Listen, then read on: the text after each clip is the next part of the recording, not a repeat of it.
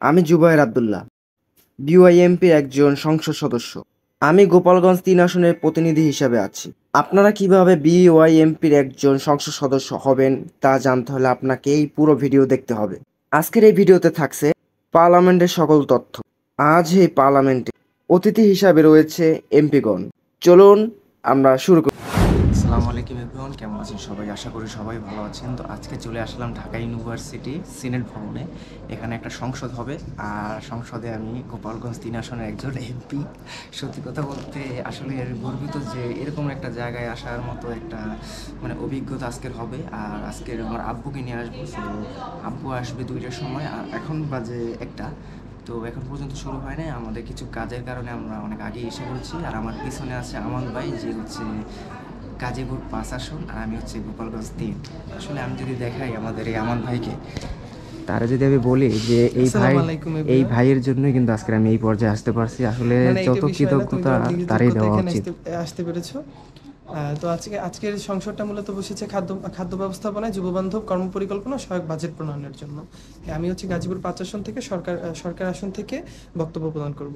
দোয়া করবেন সবাই। আচ্ছা ভাই, আমার থেকে তো অবশ্যই ভাই আসলেই তার জন্য আজকে এই পর্যায়ে আসতে পারছি। এটা মানুষের যদি কৃতজ্ঞতা না করা যায় তাহলে ওইটা ঠিক হবে না। তো আজকে শুরু হবে 2টার সময়, তো 2টার পরে দেখা যাক।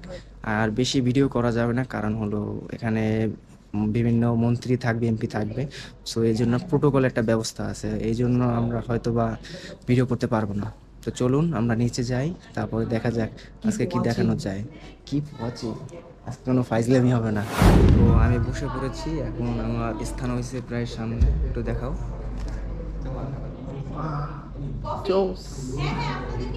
আসলে এই অডিটোরিয়ামে ঢোকার পরে মনের ভিতরে একটা আলাদাই জিনিস কাজ করে, সত্যি কথা। কারণ এরকম একটা জায়গায় বসার মতো অভিজ্ঞতা হয়তো বা সবার হয় না। কি ঠিক না ভাই? আসলে আচ্ছা, আপনি কোন ভাইয়া হচ্ছে সিরাজগঞ্জ 4 আসন থেকে প্রতিদ্বন্দ্বিতা করছে। তো চলুন আমান ভাই, আজকে দেখা যাক। আর আপনার মনে হয় একজন অতিথি আসবে, জি, শান্ত ভাই আসবে, যাকে আমি চিনি। তো চলুন, অতিথিদের সিটটা হচ্ছে ওইখানে, ওই যে পিছনে। এই পিছনে।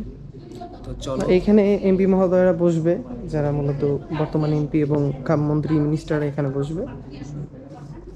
তো আমান ভাই চলো, পরে যদি আসে এমপিরা, আর যদি এর আমি ভিতরে কোনো কিছু হয় তাহলে ওইটা আমরা দেখানোর চেষ্টা করবো। চলো, আমাদের এখন প্রায় ম্যাক্সিমাম মানুষ চলে আসছে অলরেডি। তো সবাই এই অবস্থা, এখন সবাই বসে পড়ছে। আর আমাদের স্পিকার সে নির্দেশনা দিচ্ছে, আর আমাদের এই যে আমান ভাই, সে এখন প্র্যাকটিস করতেছে অলরেডি। ভাই প্র্যাকটিস করেন। ধন্যবাদ মাননীয় স্পিকার, আমাকে মহান সাহেব সংসদে বক্তব্য প্রদানের সুযোগ করে দেওয়ার জন্য। মাননীয় স্পিকার, আমি নার্ভাস। হচ্ছে আমাদের মুন্সিগঞ্জ 1 আসনের আপু। এই যে আপু, হ্যালো, কি অবস্থা? এই তো আলহামদুলিল্লাহ। আপনি কেমন আছেন? আপনার কি অবস্থা? আপনার ভিউয়ার্সদের কি অবস্থা? আলহামদুলিল্লাহ। আপনি আজকে বক্তব্য দিবেন, স্পিচ? হ্যাঁ, আজকে বক্তব্য দিব। আজকে আমি আমার জেলা মুন্সিগঞ্জ 1 আসনকে 1 আসনের কি কি সমস্যা আছে এগুলো নিয়ে কথা বলবো, এবং ভবিষ্যতে তরুণদের নিয়ে আমরা আসলে কি করতে পারি এগুলো নিয়ে কথা বলবো। ঠিক আছে আপু। তো আজকের আমাদের এই আপু এখন বক্তব্য দিবে, অ্যান্ড আমি এখন বর্তমানে বসে আছি সরকার পক্ষ। দেখা যাক তারা কিভাবে আজকের স্পিচটা দেয়। তো চলুন, অতিথি আসা পর্যন্ত আমরা অপেক্ষা করি। বাংলাদেশ যুব ছায়া সংসদ একটি স্বেচ্ছাব্রতী যুব জাগরণী মঞ্চ। দেশের যুব সমাজের মধ্যে সংসদীয় গণতন্ত্র চর্চা বৃদ্ধি ও খাদ্য অধিকার সহ জনগুরুত্বপূর্ণ বিষয়সমূহে যুব সমাজকে সম্পৃক্ত করার কৌশল হিসেবে যুব ছায়া সংসদ পরিচালিত হচ্ছে। সংসদীয় আসন ব্যবস্থার জাতীয় সংসদকে গণতন্ত্র চর্চার কেন্দ্রবিন্দু হিসেবে ধরা হয়। যুব সমাজের মধ্যে সংসদীয় ধারার সমস্যা সমাধানের রীতিকে প্রণোদিত করার উদ্দেশ্যে আন্তর্জাতিক উন্নয়ন সংগঠন অক্সফাম ও হাঙ্গার ফ্রি ওয়ার্ল্ড 2014 সাল থেকে যুব ছায়া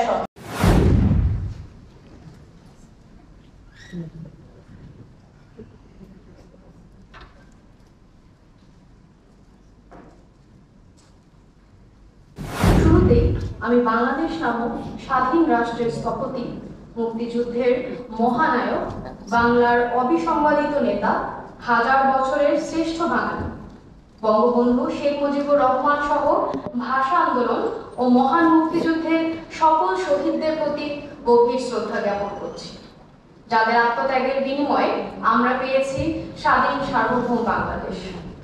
সুপ্রিয় উপস্থিতি, বাংলাদেশ যুবছায়া সংসদ global alliance for improve nutrition youth against hunger বিকশিত বাংলাদেশ আয়োজিত বাংলাদেশ যুবছায়া সংসদের 14তম অধিবেশনে সবাইকে সাদর আমন্ত্রণ জানাচ্ছি। আজকে এই সংসদীয় অধিবেশনের মাননীয় প্রধানমন্ত্রী, মাননীয় বিরোধী নেতা সহ সকল যুবছায়া সংসদ সদস্যগণ, সম্মানিত প্রধান অতিথি ও বিশেষ অতিথিবৃন্দ, আয়োজক এবং সহ আয়োজকগণ এবং স্বেচ্ছাসেবী বন্ধুদের আন্তরিক শুভেচ্ছা ও অভিনন্দন জানাচ্ছি।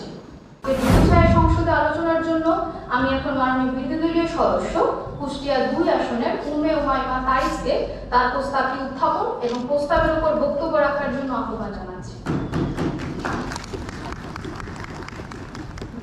মাননীয় সদস্য, আপনার সময় 3 মিনিট। ধন্যবাদ মাননীয় স্পিকার। মাননীয় স্পিকার, মাননীয় সংসদ নেতা, মাননীয় বিরোধী দলীয় নেতা এবং সংসদে উপস্থিত সকল সাংসদকে আসসালামু আলাইকুম, শুভ মধ্যাহ্ন। আমি আমার প্রস্তাবনার শুরুতে গভীর শ্রদ্ধার সাথে স্মরণ করছি মহাজাগরণের পথিকৃৎ বঙ্গবন্ধু শেখ মুজিবুর রহমানকে। আমি আরো গভীর শ্রদ্ধার সাথে স্মরণ করছি বিভিন্ন সময়ে যারা শহীদ হয়েছে তাদের বিদেহী আত্মার প্রতি। মাননীয় স্পিকার, করোনা পরবর্তী সময়ে নয়া স্বাভাবিক পরিস্থিতিতে মানুষ আবারও কর্মক্ষম হয়ে উঠলেও দ্রব্যমূল্যের ঊর্ধ্বগতি মানুষের খাদ্য নিরাপত্তাকে আবারও হুমকির মুখে ফেলে দিয়েছে। এটা সত্যি যে মানুষ এখন আর না খেয়ে থাকছে না, কিন্তু পণ্যমূল্যের চড়া দামের কারণে মানুষের পুষ্টিকর খাদ্য গ্রহণের পরিমাণ নিঃসন্দেহে কমে গেছে। একসময় আমাদের দেশের শস্য জাতীয় খাদ্যেরই চরম অভাব ছিল, সে কারণে তখন পুষ্টির ব্যাপারটা সেভাবে মাথায় রাখা হতো না, কিন্তু এখন সিরিয়াল ক্রপস বাদে সব ক্ষেত্রে ডেফিসিয়েন্সি বিদ্যমান। আসলে মাননীয় স্পিকার, পর্যায়ে মাননীয় বিরোধী সরকার দলীয় সদস্য গাজীপুর 5 আসন থেকে মাহিন আলম হাম্মানকে। মাননীয় সদস্য, আপনার সময় 2 মিনিট। ধন্যবাদ মাননীয় স্পিকার। ধন্যবাদ মাননীয় স্পিকার আমাকে মঞ্চ সংসদে বক্তব্য প্রদানের সুযোগ করে দেওয়ার জন্য। মাননীয় স্পিকার, মাননীয় স্পিকার আজকের উত্থাপিত বিষয়টি খাদ্য ব্যবস্থাপনায় যুববান্ধব কর্মপরিকল্পনা ও সহায়ক বাজেট প্রণয়ন। আমি মতামতের সাথে একমত পোষণ করছি।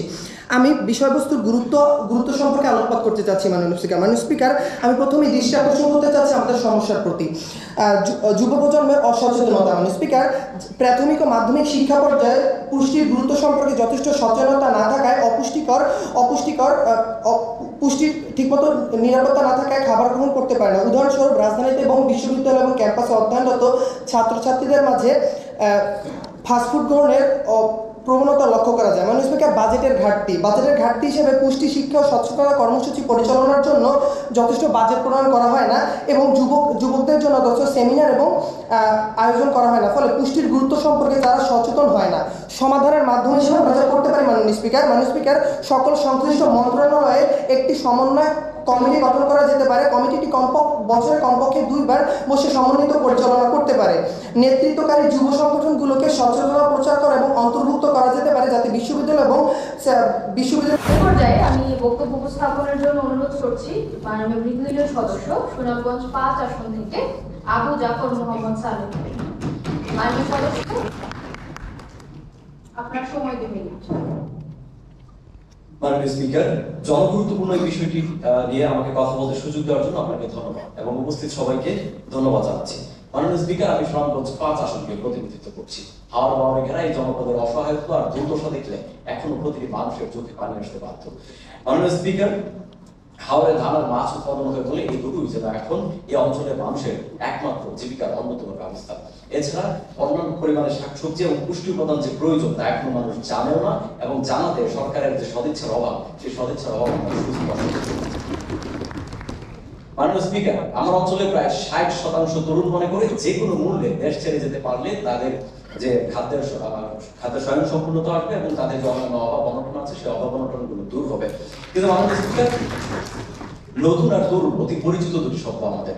তরুণরা চাইলেই তাদের খাদ্য ব্যবস্থাপনা যুব বান্ধব পরিকল্পনার মাধ্যমে সরকার এই তারুণদের শক্তিকে কাজে লাগিয়ে খাদ্য ব্যবস্থাপনা এক বিপ্লব আনতে পারে। এবং চাইলে এই তরুণেরা আবার সবকিছু করতে পারে না, কারণ তারা নতুন। আর শেষে এটাই বলতে চাই, মাসির দরদ কখনো মায়ের চেয়ে বেশি হয় না। দেশ পরিচালনা করছি আমরা অবশ্যই আমাদের সর্বোচ্চ চেষ্টাই করছি। ধন্যবাদ বাংলাদেশ স্পিকার, ধন্যবাদ সবাই। উপস্থাপনের জন্য মাননীয় কৃষিমন্ত্রী জামাল হোসেন। মাননীয় মন্ত্রী, আপনার সময় 3 মিনিট।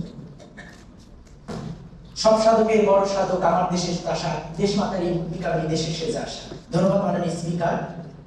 বক্তব্যের শুরুতেই স্মরণ করছি হাজার বছরের শ্রেষ্ঠ বাঙালি, আমাদের হাজার বছরের আরাধনার মহান পুরুষ, জাতির জনক বঙ্গবন্ধু শেখ মুজিবুর রহমান সহ যারা দেশের জন্য বিভিন্ন সময় প্রাণ দিয়েছে, তাদের প্রতি বিনম্র শ্রদ্ধা জানিয়ে এই মহান জাতির সংসদে কিছু কথা বলার জন্য আপনাকে আবার ধন্যবাদ জানাচ্ছি।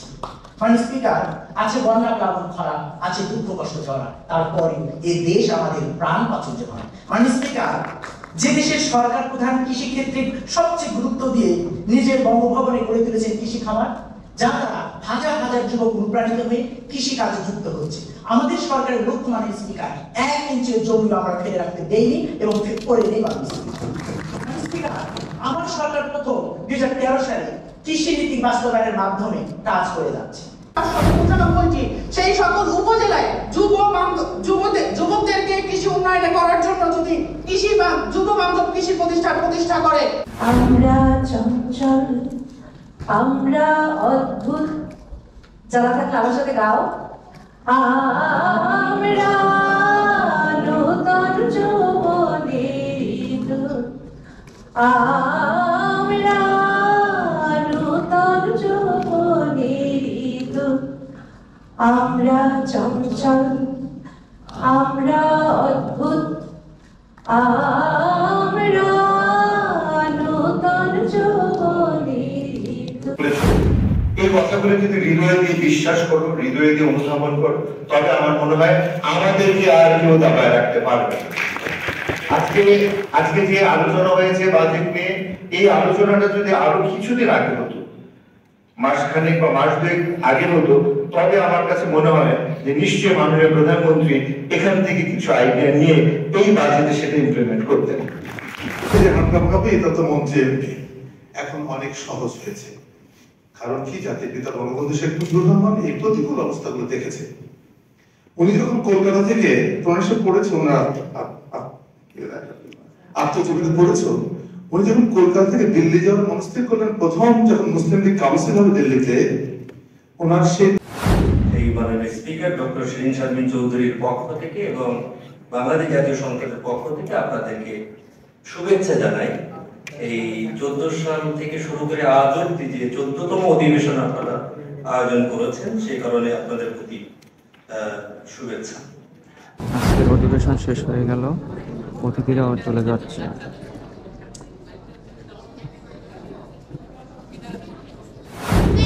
গণতান্ত্রিক চর্চা বা এখানেও যে এসে সুন্দর মতো কথা বলে যে আসলে এখান থেকেও ভালো করার একটা সুযোগ আছে, দেশের এই লেজিসলেটিভ প্রসেসে যে সুযোগ আছে, সেই জিনিসগুলো আসলে আমরা ইয়ুথদের সাথে একই সাথে অ্যাওয়ারনেস ক্রিয়েট করার জন্য করছি এবং অ্যাডভোকেসিও করছি। আমি যদি যুবছায়া সংসদের ভবিষ্যৎ পরিকল্পনার দিকে আসি বা দীর্ঘমেয়াদী পরিকল্পনার দিকে আসি, আমাদের শুরু থেকে যেটা আমাদের সম্পত্তি আজকে মেনশন।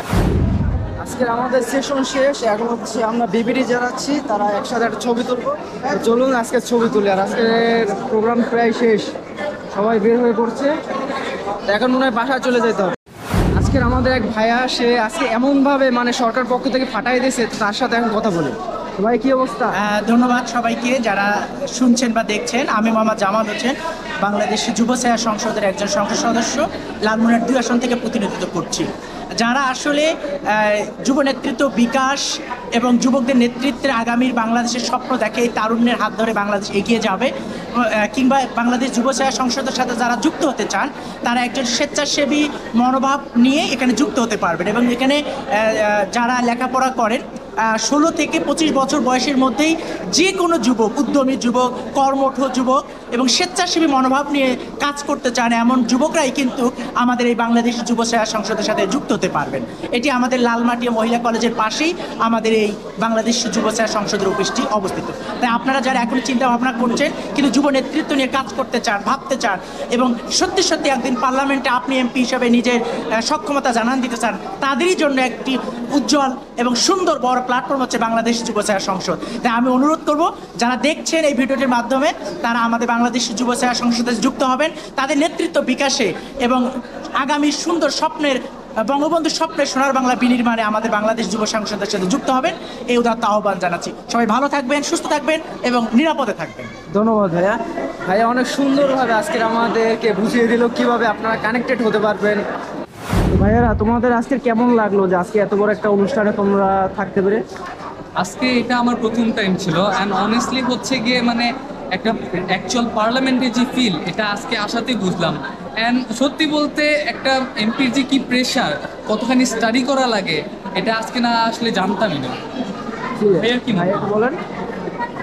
আচ্ছা, আমরা জানি বাংলাদেশের জনসংখ্যার 1/3 হচ্ছে যুবক, কিন্তু বাংলাদেশের আগামী বাংলাদেশের বড় একটি জনশক্তি যুবক। তাদেরকে এই চালিকা শক্তিকে কাজে লাগিয়ে সত্যিকার অর্থে আমাদের যুবকদের যে প্রত্যাশা এবং বিশেষ করে বাংলাদেশ ইউথ মক পার্লামেন্ট, তারা যে যুবকদের যে শক্তিমত্তা এবং যুবকদের যে সম্ভাবনা সেগুলোকে রাষ্ট্রশক্তির প্রতিটা সেক্টরে কাজে লাগিয়ে এবং বাস্তবায়ন করার জন্য তারা অদম্য ভূমিকা পালন করে যাচ্ছে।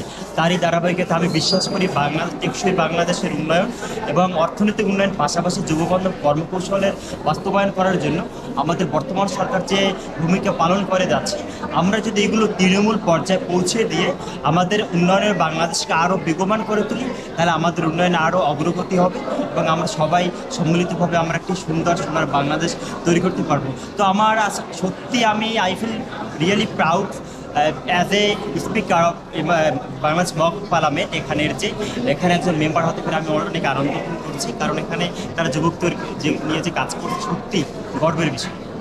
ধন্যবাদ ভাইয়া, পরে আবার এক সময় দেখা হবে আপনার সাথে। হিসাবে আপনার মন্তব্যটা কেমন ছিল? বলতে হয়েছে বাংলাদেশ যুব ছায়া সংসদ একটি ব্যতিক্রমধর্মী প্ল্যাটফর্ম, যেখানে বাংলাদেশের ইউথ যারা আছে, যারা বাংলাদেশকে নিয়ে চিন্তা করে, যারা বাংলাদেশকে নিয়ে ভাবে কিংবা বাংলাদেশের জন্য কাজ করতে চায়, তাদের জন্য একটা বড় প্ল্যাটফর্ম। কেননা জাতীয় পর্যায়ে যারা পলিসি মেকার আছে তাদের সঙ্গে সরাসরি অ্যাডভোকেসিতে যুক্ত হওয়ার একটা বড় মাধ্যম হচ্ছে বাংলাদেশ যুব ছায়া সংসদ। প্রতি বছর বাংলাদেশ যুব ছায়া সংসদের অধিবেশন অনুষ্ঠিত হয়, যেখানে সারা বাংলাদেশের ইউথরা এখানে কথা বলে এবং পলিসি মেকাররা সেটা লিপিবদ্ধ করে এবং যারা পলিসি মেক করে তাদের সাথে এটা পলিসি ক্রিয়েটে কাজ করে। আমি আজকে বাংলাদেশ যুব ছায়া সংসদের 14তম অধিবেশনে বিরোধী দলের উপনেতা হিসেবে অংশগ্রহণ করবার আসলে সুযোগ পেয়ে নিজেকে অনেক বেশি আনন্দিত বোধ করছি, কেননা এখানে বিরোধী দলের একটা বড় জায়গাতে রোল প্লে করাটা আমার জন্য অনেক বড় একটা অ্যাচিভমেন্ট মনে করি। আর আজকে মনে করি আজকে সংসদটি অনেক বেশি প্রাণবন্ত ছিল। সরকার দল তাদের জায়গা থেকে দেখিয়ে গেছে যে সরকার বাংলাদেশকে বর্তমানে কোথায় পৌঁছাইছে এবং তার পাশাপাশি ব্যর্থতা বা সীমাবদ্ধতার জায়গাও আছে, সেগুলো বিরোধী দল আজকে তুলে ধরেছে। আজকের আয়োজনটা অনেক সুন্দর ছিল, আমি অংশগ্রহণ করতে পেরে অনেক বেশি আনন্দিত এবং উচ্ছ্বসিত বোধ করছি। ধন্যবাদ ভাইয়া।